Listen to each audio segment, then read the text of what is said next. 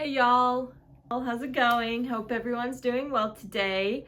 Welcome back to Zahadka. My name is Valentina, and today's tutorial I'm super excited about. It is going to be a little longer of a video, but at the end of it you should be able to make your own duffel bag, which is something that I've been wanting to show you for a while now. So if you're ready to learn how to make your own duffel bag, travel bag, hit that thumbs up button and let's get going. So today, instead of cutting everything on camera, I decided to pre-cut everything off camera, and I'll just show you what I have. So to start off, I have a 25-inch zipper, and then for this we'll need two little zipper slides. So I have that, my label, then I have my two main pieces for the bag, and I'm still going to need to do some cutting on this, but it is 32 inches by 16 inches. Then I have my straps, and they are 46 inches by 6 inches. And you don't have to make your straps the same fabric as you are making your bag. You can make them however you want. I just have this fabric and I wanted to use it all as much as I can for this bag because it's from a thrifted blanket. And then I have my pocket, and the slider piece on that goes onto the suitcase is going to slide on like duffel bags do, and they are 8 by 8.5 inches. And I have the two little thingies that will be the flaps on the side if you want to attach the shoulder strap. And then we have some excess fabric that I'm going to put on the inside, do all the binding and make it all pretty and neat on the inside. So that's all we'll need to get started. If we need anything else in the process, I'll let you know what I'm adding in. Let's get this project started. In this clip, I am cutting the rectangles that will make up the shape of the bag. So we'll cut a 4-inch by 4-inch square off of both of the sides on top. And then we're going to cut a 6-inch by 8-inch rectangle on the middle part. You'll see me do that. So this is me cutting the 4-inch by 4-inch square. One thing I should mention is why I don't have a batting and liner in my supplies is because this is a thrifted quilt, and it is a quilt from both sides. So I don't need the batting to make it a quilt or a quilted pattern, and I don't need a liner because it already looks pretty on the other side, and we're just going to do the binding to make it look, to make all the seams look pretty.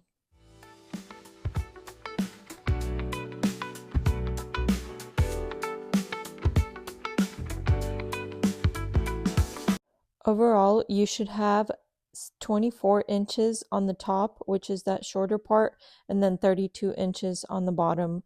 And it's going to be 4 inches on one side on the top, and then 4.5 inches on the bottom part, and then those cutout parts.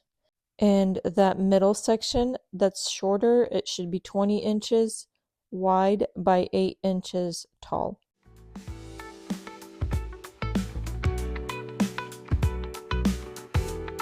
The next thing I'm going to do is make the straps, and I get it's 46 inches by 6 inches. I fold it in half and I iron down the half to find the middle, and then I fold the two sides into the middle and then fold it in half again, as you'll see me do that.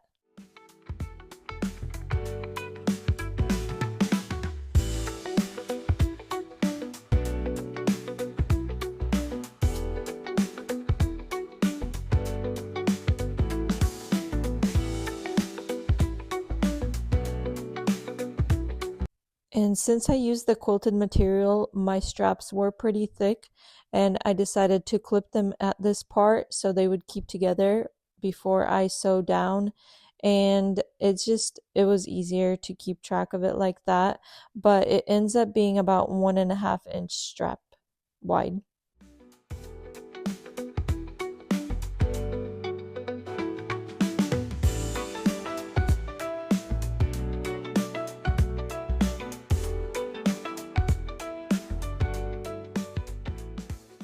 After I clipped both of the straps, ironed and clipped them all, I will do 2 top stitches on either side. So I do a top stitch on one side and then a top stitch on the other side.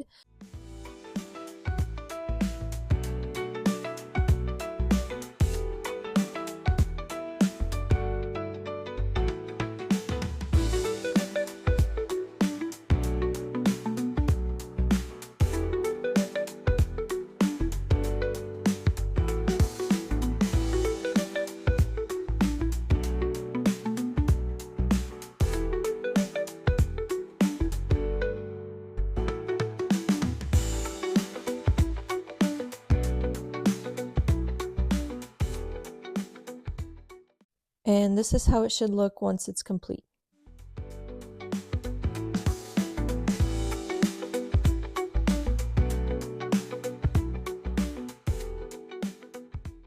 The next step is to get to my 2 pieces of fabric, the main ones, and we're going to attach our zippers to it. I always like to tear my zipper apart and do it one at a time. It just makes it so much easier that way, and then you put your sliders on after you're done. So you're going to put the zipper on. I like to clip it on with clips, and you do it the zipper side down, and the zipper should be facing upside down.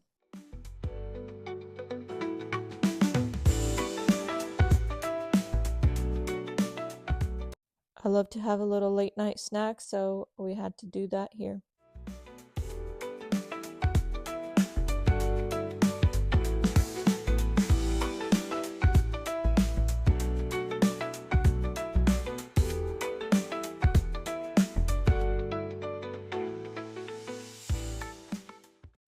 So you sew down the zipper and then you also do a top stitch on the zipper.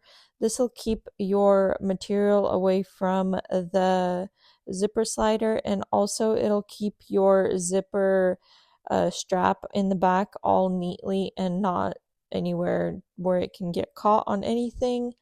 And then we're going to proceed with our pocket and our little slider for the suitcase part.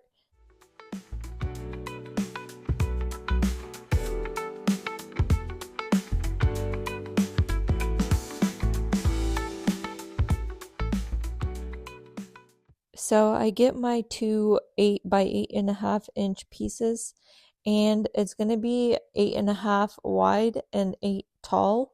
And I also get some binding so I can put it on the top and on the bottom to give it a finished edge.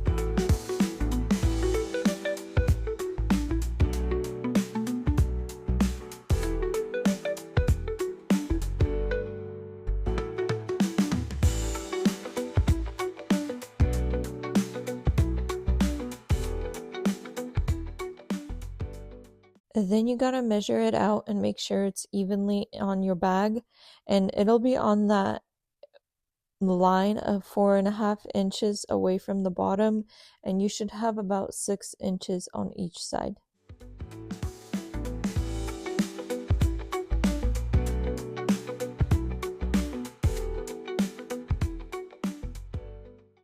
When you do sew the pocket down, you will sew it down from 3 sides just like that, but this piece you will only sew down 2 sides because it's got a slide on the handle of the suitcase. Now it's time to add the straps, and you also want to make sure you put these on evenly on the bag, and your pocket should guide it. Also make sure your strap isn't twisted and you don't sew it on twisted, but on each edge you should have about 5 inches, and then you stop sewing it at the top of the pocket. You want to make a line or an X mark, with your sewing machine so it holds it down, but don't sew higher than the top of the pocket.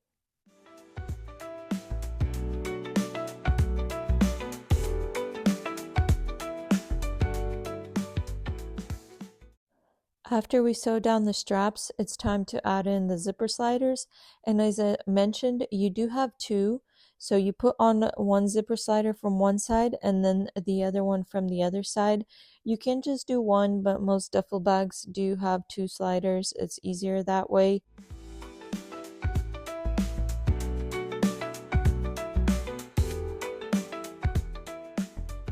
And then you fold the whole duffel bag in half to sew the bottom together. So you'll line it the bottom pieces. It's the 32-inch wide piece. I like to clip it together and then sew a line across. And I did like 2 or 3 because just for security, you don't have to do that. I'm always doing more than one line because I'm thinking it's going to fall apart. But you sewed that line down and then you'll put binding on it.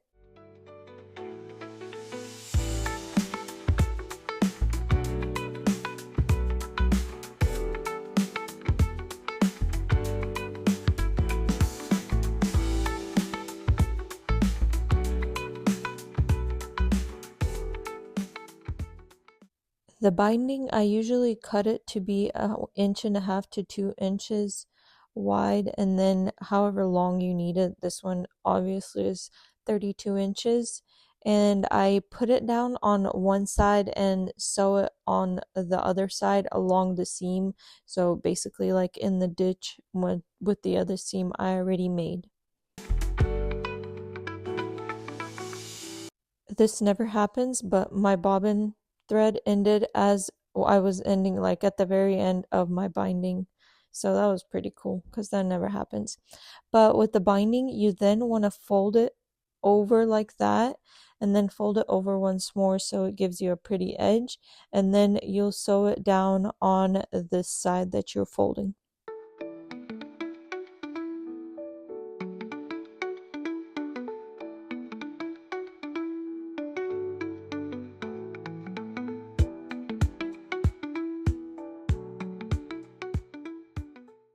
So a change I made is using the binding fabric for the little flaps on the outside where you can attach your long shoulder strap to, because the quilted ones were way too thick with all the other fabric and my sewing machine wasn't going to have it. And I put that right where the zipper is, but I want to make sure to put my little metal hardware on it beforehand. And then I clip it together with clips, and you're clipping together the zipper to the seam. So to that middle seam that you made, it goes to the zipper, and then you sew across that line on both sides. And then you put the binding on it to make it pretty, just like you did on that middle seam. Now it's basically your 2 last steps. You want to clip together all of the corners, and you clip it diagonally corner to corner, and just like I'm doing right here, and then you sew along all of them, and then you put binding along all of them to cover up the sewing lines.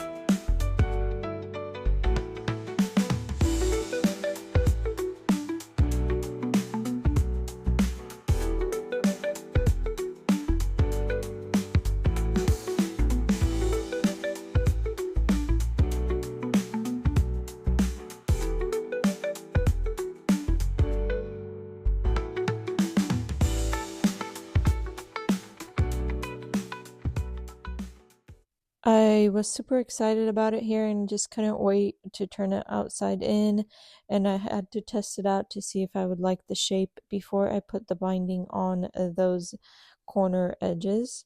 And I was very satisfied with how it was looking, and so I proceeded to put that binding on.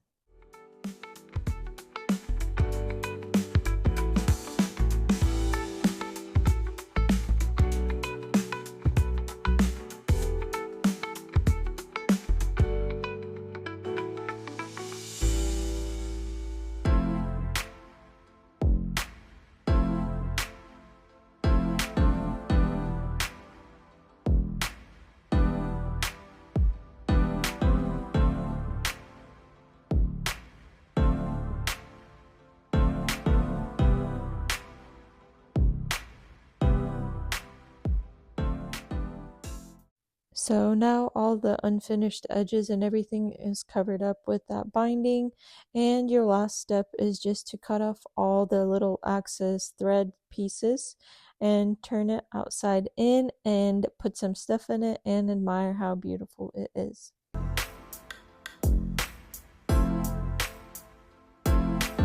I do hope this tutorial was helpful for you and you learned how to make your own duffel bag. Please let me know down in the comments below if you're going to try this.